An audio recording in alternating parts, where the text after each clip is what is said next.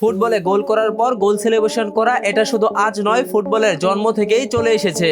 আমরা তো Messi, Ronaldo, Neymar, উজিলদের মতো ফুটবলারদের আইকন সেলিব্রেশন দেখেছি, কিন্তু আপনি কি জানেন ফুটবল ইতিহাসে এমন কিছু খেলোয়াড় ছিল যারা গোল করার পর এমন কাণ্ড করে গোল সেলিব্রেশন করেছে যেগুলো আজও ফুটবলের সবচেয়ে হাস্যকর রেকর্ড নামে পরিচিত।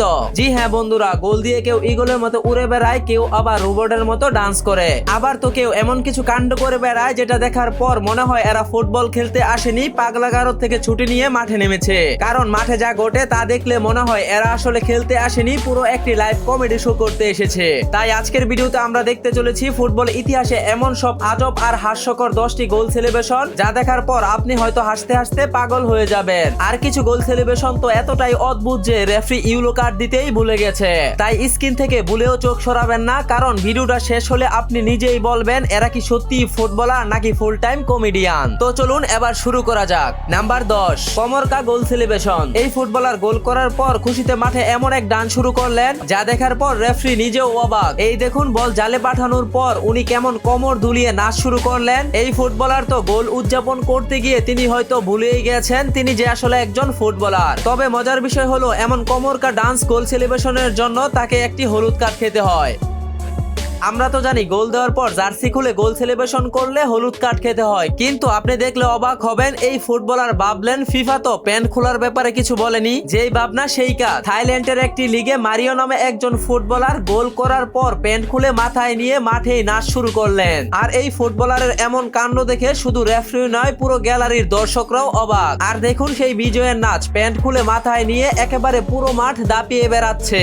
আর নিজের দলের ফুটবলাররা তো বুঝতেই পারতেছে না আসলে তারা গোল উদযাপন করবে নাকি মুখ লুকিয়ে কোথাও পালাবে। কিন্তু আমি তো বলি এই ফুটবলারের এমন অদ্ভুত গোল সেলিব্রেশনের জন্য ফিফা তাকে আলাদা একটা পুরস্কার দেওয়া উচিত। তো আপনিও যদি আমার কথায় একমত হন তাহলে দ্রুত কমেন্ট করুন। নাম্বার 8, ফুটবল মাঠে গোল হলে আনন্দ করা হয়, কিন্তু এই দলের উদযাপন দেখে মনে হচ্ছে এরা গোল দেওয়ার জন্য নয়, বরং একে অপরকে পিটাতে মাঠে নামছে। আর দেখুন এ কোন পাগলের দল, আনন্দের বদলে একে অপরের উপর ঝাঁপিয়ে পড়ছে, কেউ লাথি মারছে, আবার তো কেউ ডাব্লিউডাব্লিউ স্টাইলে মারামারি করছে। এটা কি সত্যিই কোনো গোল সেলিব্রেশন? আমার তো মনে হয় না।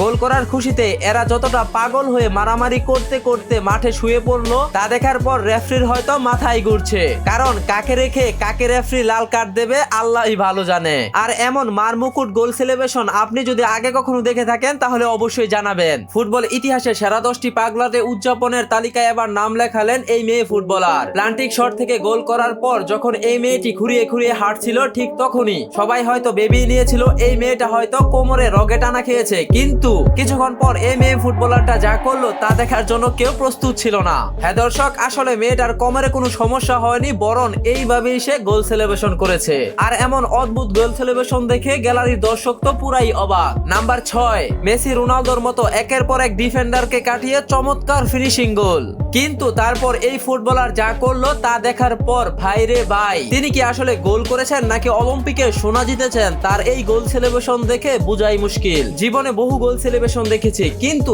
এই প্লেয়ারের মতো মাঠে হুট করে পড়ে যে নৌকার মতো ঢেউ করতে করতে গোল সেলিব্রেশন আমার জীবনে এই প্রথম দেখা। তবে আপনি যাই বলেন এমন অস্থির গোল সেলিব্রেশনে আর কিছু থাক বা না থাক, বিনোদনের কিন্তু কোনো কমতি নেই।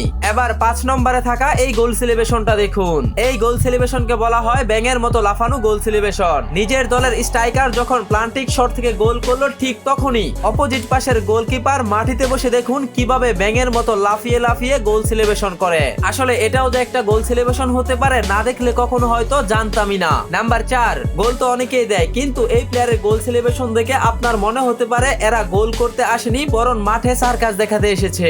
জি হ্যাঁ বন্ধুরা, এই ফুটবলার গোল করার খুশিতে এতটাই পাগলাটে হয়ে গেছেন তিনি হয়তো ভুলেই গিয়েছিলেন উনি আসলে ফুটবল খেলতে এসেছেন নাকি পুকুরে গোসল করতে নামছে।